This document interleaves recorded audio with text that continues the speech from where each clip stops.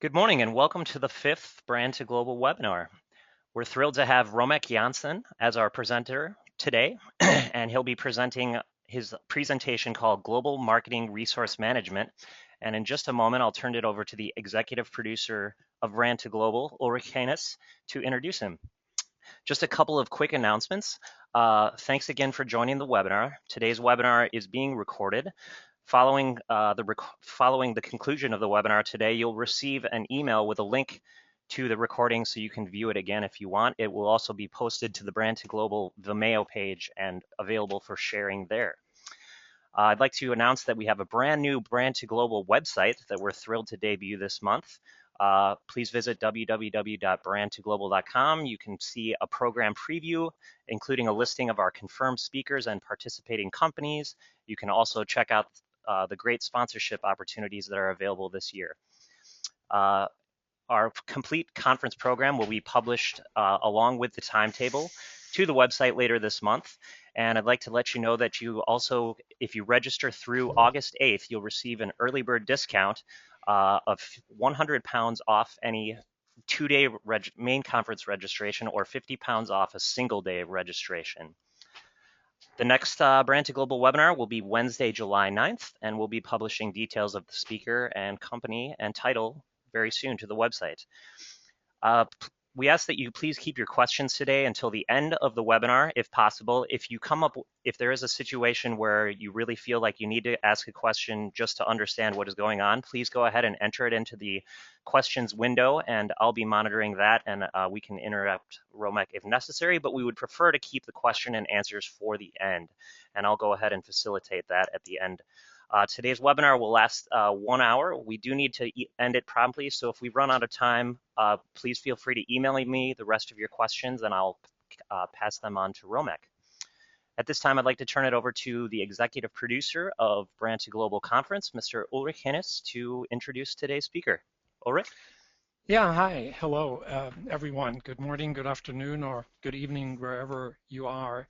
I'm delighted to host today's seminar with Romek Janssen. Romek is currently the VP of Product and Partner Management at Brandmaker GmbH in Karlsruhe, Germany. He himself is a Dutchman.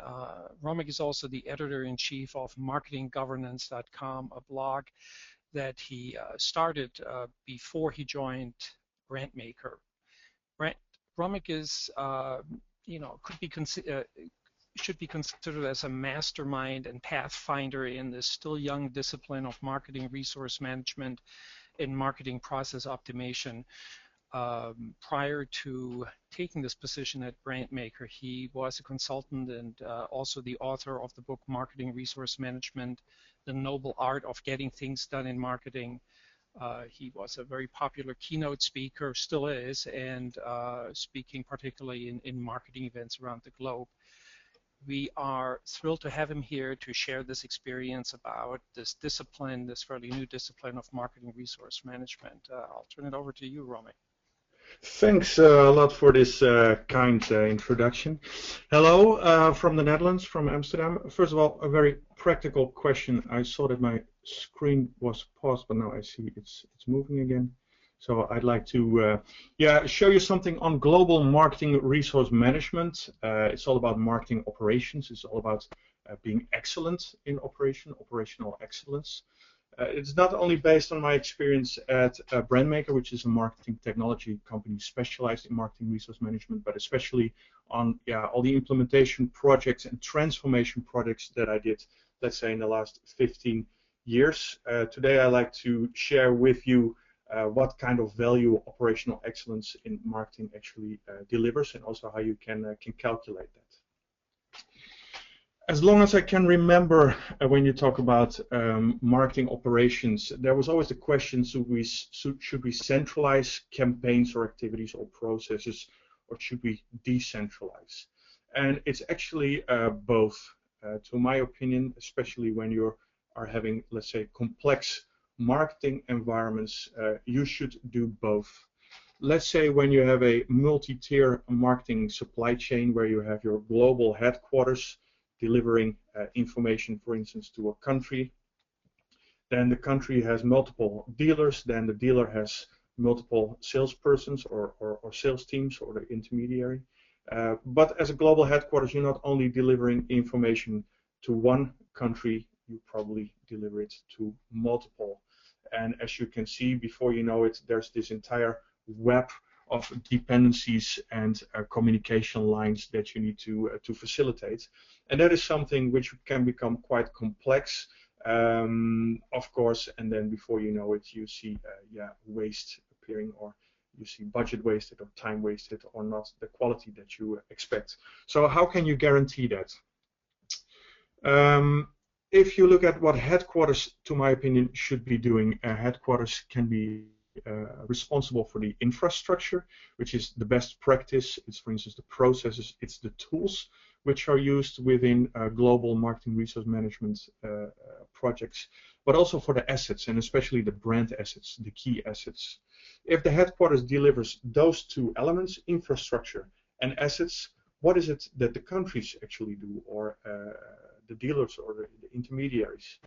Well, they should be able to decide on which campaigns do we select to bring the message across, and also which media do we select.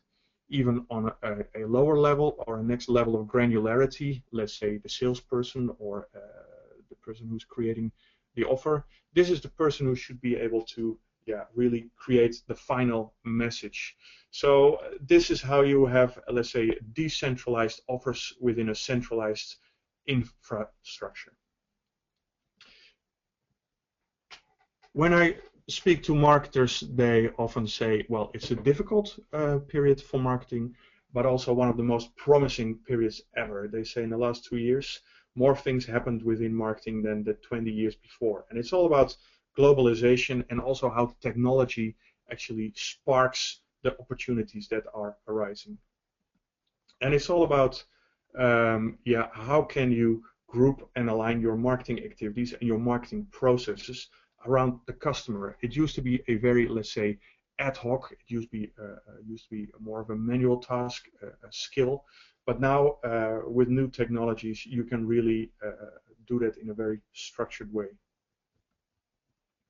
Let's compare the old situation. Here on screen you can see it in black and white and in color, and I see that not everybody full screen is can see the full screen yet. But on the left you can see black and white, on the right you can see color, and if you compare the history with now, then you can say that before, good companies had the best products and they were showing the most memorable advertising. Let's say all the awards that you could win in the south of France, in Cannes, for instance. But today, good companies actually, they have the best customers and they deliver the most memorable experience. Another example, if you compare the old situation with now, then historically good marketers are smooth talkers, but today good marketers are smart listeners. They really need to analyze what the customer wants and react on that. So let's say the madman days are over and marketing becomes more of a data-driven business. If you look at the technology side of things, then let's say in the 90s, new technologies facilitated the management of products. Think about the enterprise resource planning tools, the enterprise, the ERP tools, but also business intelligence tools. They were really facilitating, let's say, the logistics of physical goods. But today, if you look at new technology, they often facilitate the sharing of information. Think about iTunes, think about Facebook. So there's a very different kind of technology emerging, or has emerged already. Before, marketers were very project-driven. They created campaigns. They target a potential audience, and then you have a one-size-fits-all message going out. But today, you see that marketers become more process-driven, or need to be more process-driven. They need to create dialogues with customers and guide customers to relevant content. So it's a very different business that we're in today. So in summary, you could say marketers need to shift from more of a product focus to a customer focus, from talking to listening, from ad hoc activities to ongoing activities, from, let's say, creating a campaign with a certain hierarchy more to a process orientation. How can you guide customers to the relevant content that they are searching for? Historically, a lot of manual tasks within marketing. Now you see, if you want to do mass customization, you need to do automated tasks. There's no other way to handle that. Because in the past there was limited data, and today, of course, you have your big data, or at least a lot more data that you need to manage. So if you're a company and you want to shift gear in marketing, then you need to do two things. If you want to make it happen and serve your most valuable asset, your customer, you need to have a marketing operations team and a marketing operations platform. So what does a team do? A team is actually in charge of the marketing infrastructure. They enable the different marketers to engage with individual customers using that central infrastructure and those central brand assets, and that's how they fuel company revenue. If you look at the platform, you could say this is the marketing engine. This is where the data is connected to content. This is where you create your mass customized messages. And it facilitates and directs the customer dialogue. And this is how, a marketing operations platform or marketing operations technology fuels company revenue. So together you have the business tools, you have your processes, your best practices, and on the other hand you have your software tools. And if you can combine them in a good way, you can create operational excellence in marketing, and it will allow you to manage the marketing strategy by the minute. Question, of course, is this necessary? And to give you a very, let's say, a visual explanation, when was the last time that you had a look at your company warehouse, looking at your marketing materials? Did it look like this? And this picture, I'm sorry if it's a bit blurry, but this is a picture I took with my mobile telephone in a very dark area. It shows all the marketing materials of a marketing department that were not used, and we really dug into this. It was almost like archaeology, and we found really old marketing materials with the old logo, and just nobody really cared about it. And it gave us great insight on which materials were used and why, and which were not. Also, when we're doing this project about operational excellence in marketing, we had a great business case trying to convince management that this is a topic we needed to invest in, but only when we showed and visualized this huge waste of marketing materials, they got really interested in the story that we had to tell. Because based on research that we've done, you can say that 20% to 40% of all the things that are done on an operational level, all the different tasks, if you want to link them to any tactical or strategic goal, there's actually not a link. So a lot of things within marketing operations are done before a predecessor did it. And if you say, how does it contribute to the bigger goal, you cannot make the connection. So in other words, resources are wasted on activities without serving a higher purpose. So on one side, you invest your money in there and your other resources, your time, your skills, but you don't create value, or at least not the value which was an objective. So you could say that operational misalignment, the misalignment between operational tasks and strategy, that's the way to destroy company value. So the question, of course, is how can you avoid that? So while strategy is, and I love this quote, while strategy is the differentiator for creating competitive advantage, operational efficiency is a prerequisite. A little bit of a difficult sentence, I have to say. But if you look at what marketers normally are doing on a daily basis, they really focus on the branding, the positioning, the segmentation, the tone of voice. But a lot of marketers are not that deep into how can we improve our operational efficiency and become excellent in marketing operations. And as this quote says, it's not a matter if you want to do it, but it's something that you have to do to be competitive. So what I'm going to share with you in the next 45 minutes is three things. How can you position operational marketing excellence? How do you create operational marketing excellence? And also, of course, you want to prove it. So how do you calculate operational marketing excellence? So the first one, how to position operational marketing excellence. If you ask marketers, do you consider your marketing operations to be an expense? And then it basically means you put your resources in there, your money, and well, literally you burn it and you hope that it will deliver something. Or do you say, well, it's actually more of a justified expense. There's circumstantial evidence that it generates value, but we can only show pockets of evidence that what we do makes sense. Or is it an investment? Is it investment in future growth? And of course, marketers will always say it's an investment, but if you really look at the details, then often it's not that easy for marketers to show the value of operational excellence in marketing. So if you really look at it as an investment and you start thinking about in investment terms, what are investors normally interested in? What are the variables that they look at? So there's actually 4 things. They look at what are the returns of the investment, when can I expect the returns, what's the time element of it, what is the actual investment, what's the number that we need to think of, but also what are the risks involved in this investment. And if you talk to investors, especially when the economy is not going that well, what is really important in terms of an investment, then they say managing risk management.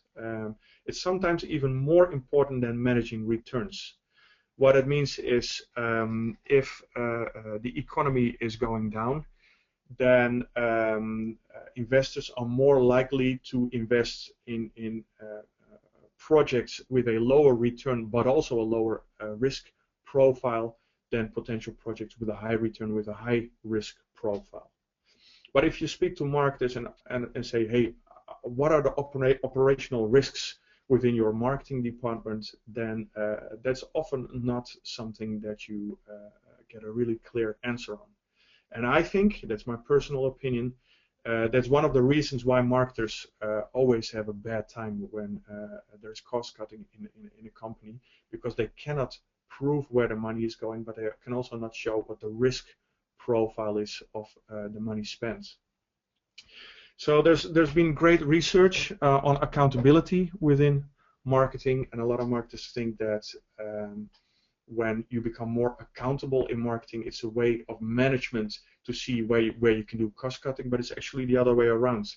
If you can show that you are accountable, that you know where the money is going, the budget will actually go up instead of go down. So it's really all a matter of control in your marketing if you want to keep or even grow your marketing budget. Because the first rule of business, protect your investment, and that is not a recent insight. It's a statement from the etiquette of the banker from 1775. So this is something which is known for a long time, but not that much applied by marketing, or not, let's say, not everywhere. So how does operational marketing excellence fit into this? It comes to the rescue in 3 different ways. First of all, if you're excellent in your marketing operation, it creates efficiency. So you could say you lower the investment.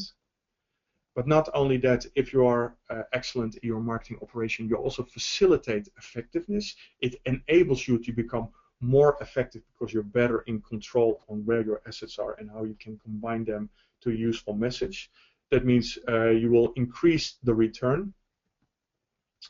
And it also embeds compliancy, which means you lower the risk that money is invested in the wrong place in your marketing environment. So these are 3 really important drivers in operational excellence in marketing. So how do you create operational marketing excellence? Where do you start? What is a good beginning? If you want to become more efficient and effective in your marketing operations, you need to check where your processes need to be improved.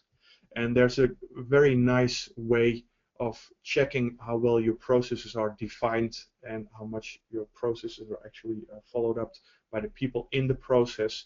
And that is something which is called the capability maturity model. It is not a model which is designed by marketers. It is actually a model that came from the US Air Force, and they used this model to define how well their processes were and where they could improve. and it has 5 maturity levels. And you can actually apply similar methods or similar variables to marketing operations, and that's what I've done. So if you have an organization which has a maturity level 1, then processes and tools and roles and responsibilities, you could say they're ad hoc. They're not documented anywhere, and they're very reactive. So only if something happens, people start to think, how can we anticipate? This also means that this maturity level 1 organizations or processes are not not fitted to learn because you don't capture results. It's really a one-off. It's in football you would call this the kick and rush game. You kick and see where you will end. Maturity level number 2. This is where you become a little bit more better in your marketing operations already, because your tools, your processes are described, which means you can actually repeat them, but they are not enforced. There are no metrics or no people or no mandates there to say, hey, this is the only way we do it. So this means the usage of documents, it is described, so it is in a document, but usage is optional, and it also means that it offers limited guidance and benefits. Maturity level 3 organizations, here is where the organization and the processes and so on become well defined. Actually, they become standardized and mandatory. So it means that you cannot just make up your mind how you want to do it, but there's measures in place to make sure that this is the only way you do it. So results are consistent and coherent. Unfortunately, this is also the maturity level where a lot of marketers start to feel uncomfortable. They say this does not offer the flexibility that we need to have within our marketing environments to react to whatever the market is demanding.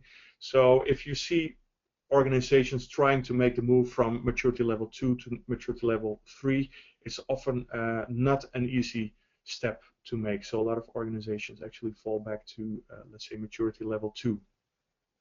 But if you can make the move, not only to maturity level 3, but to maturity level 4, then you can say you create another level of flexibility, which means your marketing is adjustable, it's flexible, but it's within quality standards. So you do have your guidelines there, it is mandatory, but you have flexibility to adjust the message to whatever market needs there is. So just to give you an example, maturity level 3 you could say, or maturity level 2, you could say a marketing plan is often on maturity level 2. It is somewhere you can look at it, but nobody's actually checking if it's what you're doing is according to the marketing plan.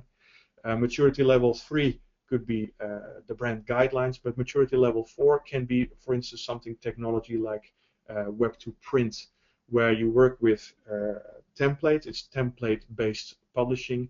The template is already within brand guidelines. It shows the correct font, the correct font type. It shows the correct images. But you are allowed, for instance, to check or to change certain text boxes, or you are allowed to add your own visuals or your own photos. So it really depends on the quality standards which kind of flexibility you have to change, let's say, the base document. Now, maturity level 5 organization, this is the dream of every marketer, or let's say every organization, because here your processes become integrated, they're continuously improved, they're measurable, and often they're initiated by customer requests. So strangely enough, this shows quite some similarities within with a level 1 organization, where you also it's very reactive on customer request, but then within a level 1 organization you need to start thinking on how to react. This is completely the other way around. You know 100% already how you will react to specific customer requests. And to give you one example on, to my opinion, a maturity level 5 concept, you could say Google AdWords is a maturity level 5 concept. I remember years and years and years ago when I heard about Google AdWords for the first time and the pricing, I thought, how is it possible to come up with a pricing mechanism for all these a billion different words on the planet. And of course, it's a market mechanism where the market decides what the price is. You also more and more see that customer-generated content is used in the marketing campaigns of the headquarters. So you could say this is also a customer-initiated communication about your brand that is somehow embedded in the general and in the generic message. If you check different industries and compare automotive with telcos or with pharma or with entertainment business, you see that different industries, that they have very different operational marketing maturity levels. It's very interesting to see how that actually differs per industry. And just to give you some examples from a survey that we did 2 years ago, you see already that banking and finance, that was actually where on average the marketing operations maturity is the lowest. It's 2.3. And the reason, let's say the historical reason for this is that, especially when you talk about long-term contracts, it was really all about branding, it was all about trust, and once you had the customer, it was not that important to do upselling, because a mortgage you take for 20 years, for 30 years, so why would you be highly flexible and excellent in your operations if your communication with your customer is only on a very basic level. That's why the banking and finance industry normally need to do quite some efforts to become more mature in their marketing operations. Another example, telco in communications. Here the average marketing maturity was 3.1. And if you look at the different disciplines or the different processes within the industry, what is very interesting to see in the telco business, that it was not that much, let's say, the content management part or the procurement part of the process that was really mature, but it was especially the CRM part and the lead management part, which was very sophisticated.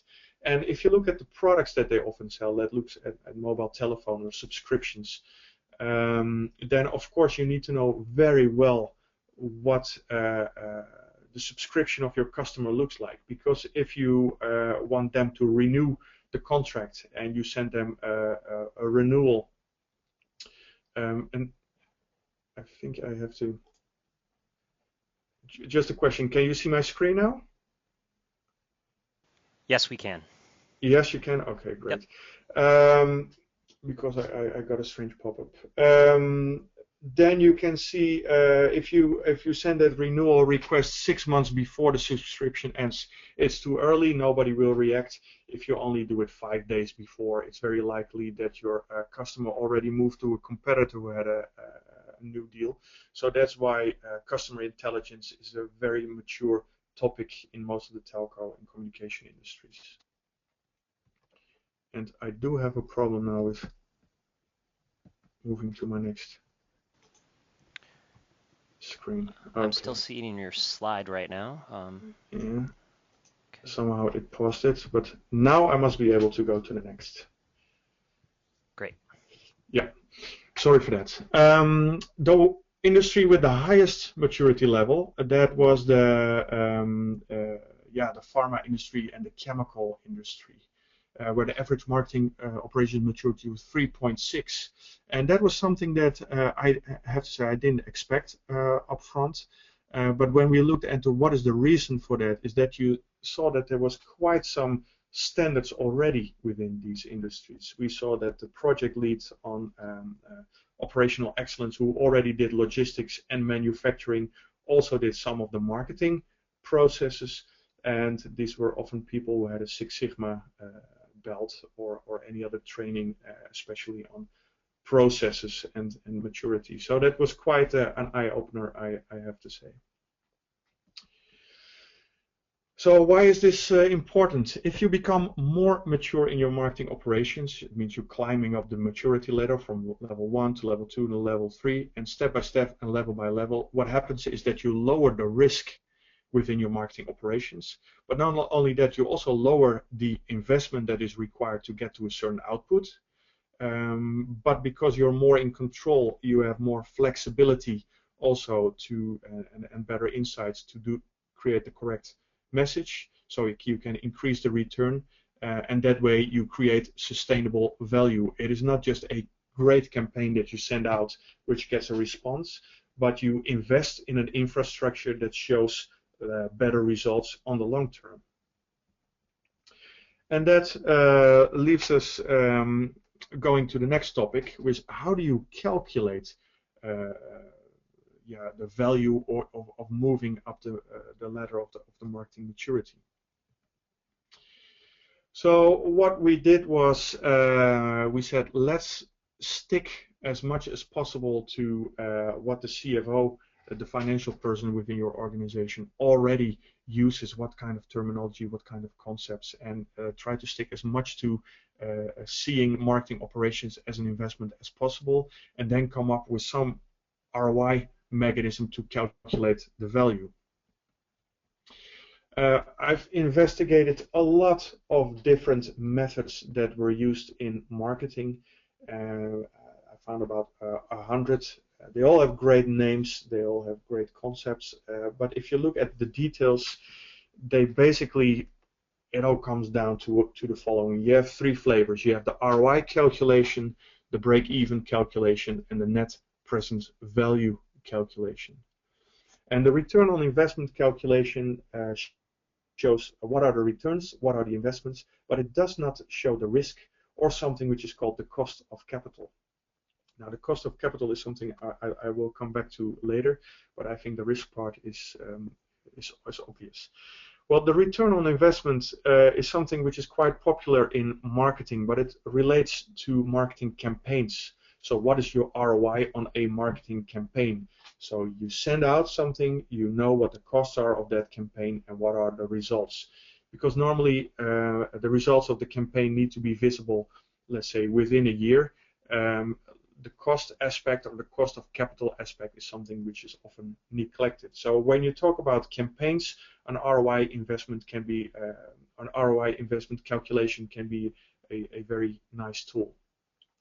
However, when you talk about infrastructure, if you don't talk about campaigns, but you talk about something which you implement, not only for this year or for one campaign, it's something that you like to utilize over a longer period of time. So the ROI investment is not a good calculation because it does not allow you to invest this year, let's say a bigger amount, and reap the results over a longer period of time. Because then you're going into a very different dynamic, which also relates to something which is discounted cash flow. And also this is something where I will come back to in the next slide. The break-even calculation shows something completely different. It does not tell you what the total returns are of your marketing activity, but it does tell you, you know already what your investments are. And you can also say, well, the risks are very limited because we know that within now and example 8 months, you will get your investment back. So the risk is very limited because you know you will get your investment back, but after that you do not know if actually ROI of 100% or 200% or whatever. So the total return you don't know. The net present value calculation is the most interesting one to use if you look at infrastructures and operational excellence, because it actually has all three components in there. It shows returns, it shows investments, but it also shows the risks of investing in an infrastructure for a longer period of time in something which is called the cost of capital. So that's why the net present value calculation is also the calculation that I use, and I'm going to show you. A metric which also relates to a net present value calculation, which is quite often used in marketing, is the customer lifetime value. So that is also a metric which allows you not only to show the result within a campaign, but it actually shows what is the total value that we expect from one customer or from a total segment throughout the different years. And it gives you a much more broader perspective and more of a sustainable vision on marketing. I can imagine that the NPV calculation is not something which is top of mind. That's why I like to use this drawing board and just refresh your memory what the NPV formula looks like. On top, you have the return minus the investment, and this is really your ROI. But you need to divide it by 1, which means you want to have your money back at least. But money is not for free. There is something which is called cost of capital, which is an interest rate plus a risk premium. And if you make this calculation, then at the end you have a result. So within this calculation, the cost of capital is normally the ones that marketers are not that familiar with, and that's why I like to point it out a little bit and give it some extra attention. Because the best things in life are free, is what people told me, but money is definitely not one of them. So investors, first of all, they want to have their money back, but it's an investment. They want to have a bonus. And the bonus is actually the cost of capital. So you could say that if the investment is relatively risk-free, then the cost of capital reflects the interest rate. So if you have a mortgage and you have a 6% interest rate, you could say that normally for the bank or for the investor, this investment is pretty much risk-free, because they know if you cannot pay the interest rate, you always have the house that they can take. So let's say it's 6%, but the more risky the investment, also the higher the risk premium that investors expect. So high risk is high premium. If you look at marketing and you would ask an investor, would you invest in marketing, and if yes, what would be the risk premium that you expect?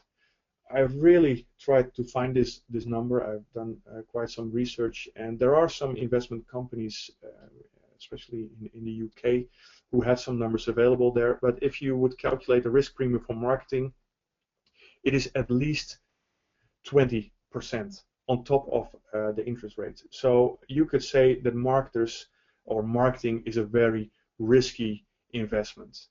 And my assumption is that if you can show that you're better in control, then the investment for marketers or the CFO investment in marketing become less risky and more interesting for them to do. So if we go back to the calculation and just relate some of the marketing operations keywords to this calculation, and let's start with let's say the simple one. The return has really to do with the effectiveness of your marketing campaign. It's really external. What is the impact of your marketing activities externally? So think about the impact on the customer, your media exposure, think about the offers that you do. The efficiency side of things, that's really what is happening internally. So it's all about the organization, it's about which processes do you have and which resources do you allocate. And this is the investment that you do to create the return. If you look at cost of capital, then it's really about risk management. It's about approvals, it's about checks, it's about transparency. Are you in control of what you do within marketing operations? So it's all about governance.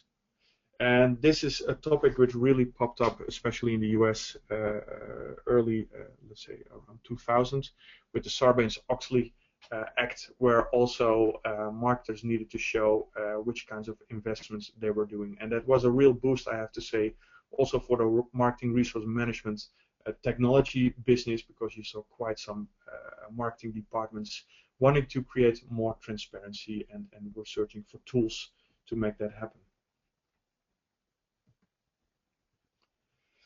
If you would relate not only keywords to the NPV calculation, but also related to objectives, and again starting on the return side, then how do you become more effective due to marketing operations? You could say if you increase the sales window, which means your speed to market becomes faster, your time to market becomes shorter, is it possible that you support your sales activities a longer period of time?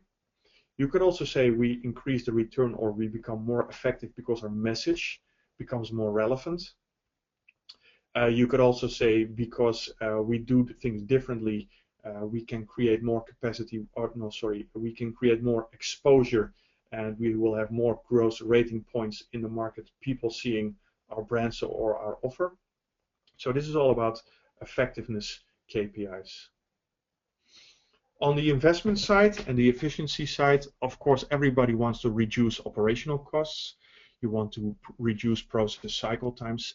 But also, if you do, you could also say we want to increase the capacity of the teams that we have to enable them to do more special campaigns or spend more time on innovation or whatever.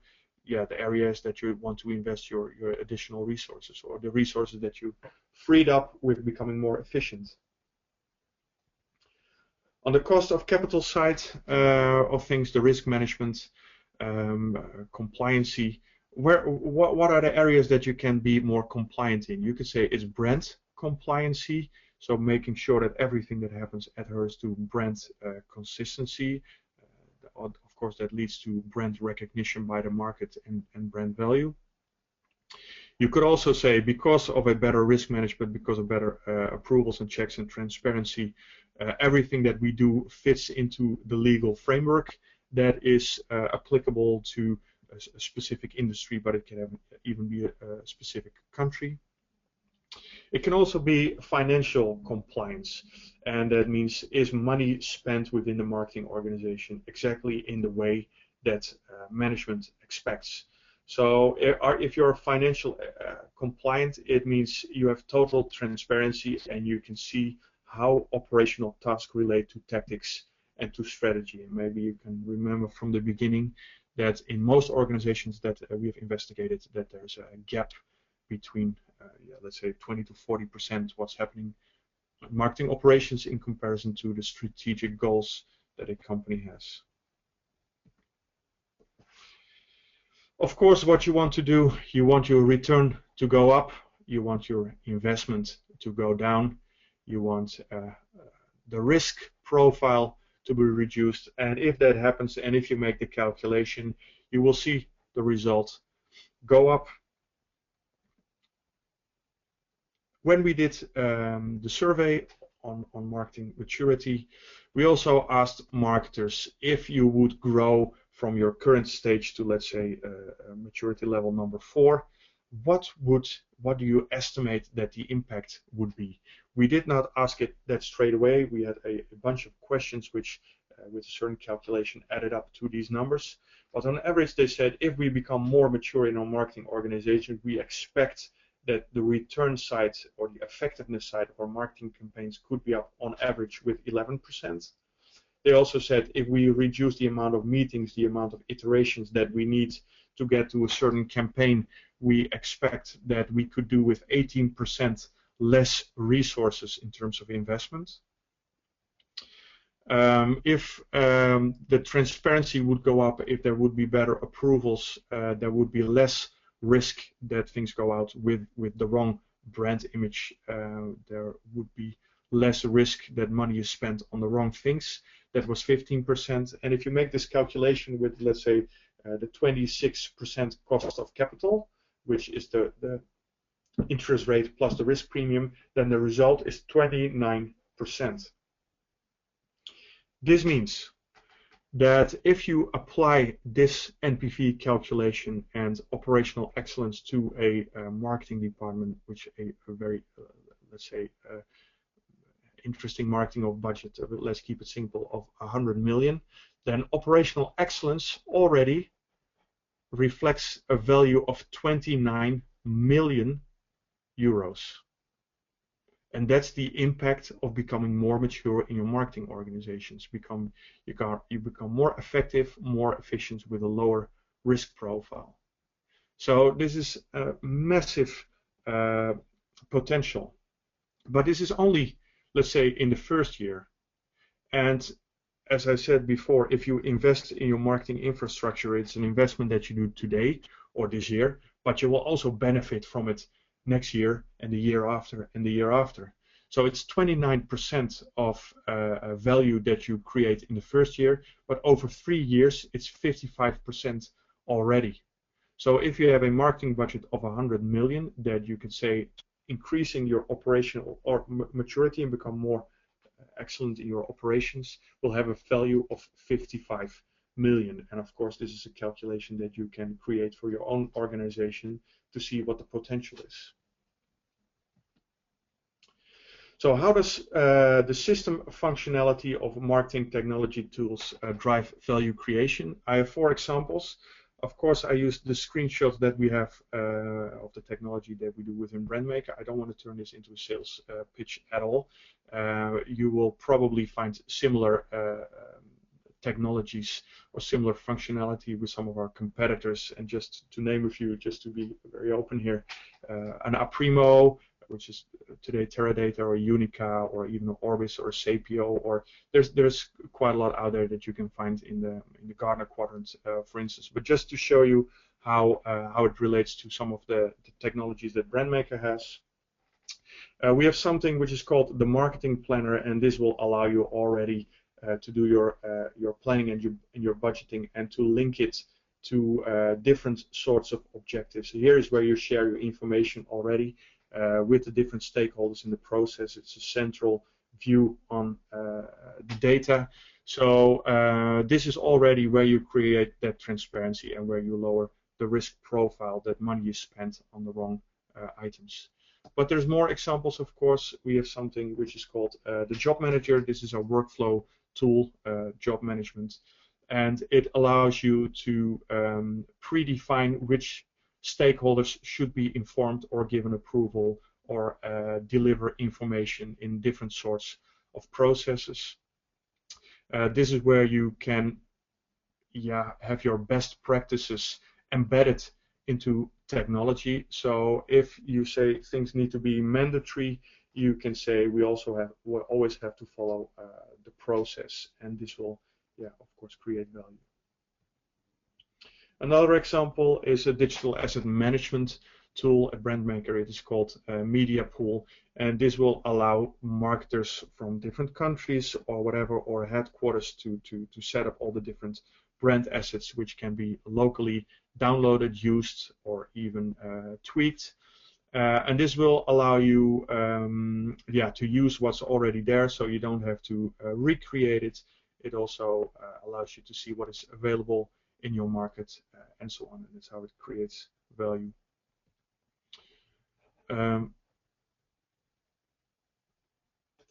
Somehow I get this pop-up again that it's paused. Can you tell me if you can see the web to publish slide? Yes, we can. Yes, you can. Okay. This is the example that I gave about the level 4 tool. It's called a web to publish. Here you have a template. It's pre-defined, it's pre-approved, and marketers can just drag and drop the different content elements that they like to see in their market. So also the content elements are pre-approved already. So it's really a matter of how do you create your own offer? How do you create your own message really to facilitate your local market? And my first slide was about centralization versus decentralization, and this is really a centralized template within brand guidelines and local flexibility to make the local changes that you want to create that killer message, to create that killer offer that you want to have. So this is again the overview of the MPV calculation and all the different modules, all the different marketing technologies that create value you can actually apply within this calculation. You can link them to these elements. Then I like to finish with a quote from Robert Shaw and Philip Kotler, two marketing gurus that I appreciate a lot. They say marketing is the least efficient process in business today, but at the same time being one of the most important. And as you saw today, the business case for operational marketing excellence can be enormous, especially when you use the right arguments, the right metrics, and the right calculations. So never try to do an ROI calculation on an infrastructure topic like marketing technology, because then you only take a small part of the value that you generate within your calculation. So really see it as a big picture and an investment that you do for multiple years. So in summary, operational marketing excellence, it creates efficiency, it facilitates effectiveness, and it embeds compliancy. You can assess it yourself using the capability maturity model, and you can calculate the potential using the NPV calculation, and that's how you can show sustainable value. So that is what I wanted to share with you today on this topic. I can imagine there's questions about some of the things that I mentioned. So if there are any questions, I'm open to ask, of course. Well, thank you very much, Romek. That was a very fascinating presentation. Before we take a couple questions, just a real quick recap. First of all, my name is Alex Burnett. I'm the Brand to Global Conference Manager. If you have any questions about any of the information today, or you want to find out more about Brand to Global Conference, please email me at alex@brandtoglobal.com. Also visit our brand new website to find out more information. I will be sending a link with the recording of this session to you shortly after when it becomes available. So at this time, if you have any questions, please feel free to put them in the question box there. We have a few minutes left. Romek, I did actually have one question relating to the NPV equation that you had and that fantastic quote you ended with, marketing is the least efficient process while at the same time being the most important. One number you mentioned in that one of the NPV slides was that there's this gap of 20 to 40% in the marketing expectations versus results. And I wonder, obviously, first, is that number taken from the first time that equation is applied to a business? Hopefully, businesses will get better at that, because obviously that number is a median number, and that means a whole lot of businesses are even doing worse than that 40% gap. Yeah, that is an average. Let's say that's the boundaries of the bell curve. But we have seen, I've done projects where it was pretty astonishing, I have to say, where we saved 50% out-of-pocket costs with 20% better results. But I have to say that was a couple of years ago. So you see that companies are becoming more mature, and those kinds of, really, I would say, crazy numbers, you don't see them that often anymore. But if you compare the potential within marketing in comparison to logistics, or you name it, then the potential in marketing operations is far higher than in other marketing or in other business disciplines, and that's why it's also an exciting area to be working in, of course. Great. Thanks a lot for that clarification. I'm not seeing any questions. Now would be the time. If you have a question, go ahead and type it in. We'll give it another second here. But again, thank you very much for taking your time this morning, Romek. We know that there is a Dutch football game in 35 minutes. So without seeing any further questions, I'd like to thank everyone for joining this free Brand to Global webinar. Again, our next one will be on July 9th, and we'll be publishing details to the website real soon. If you have any further questions, feel free to email me. If not, thanks again, Romek, and I hope everyone has a wonderful afternoon.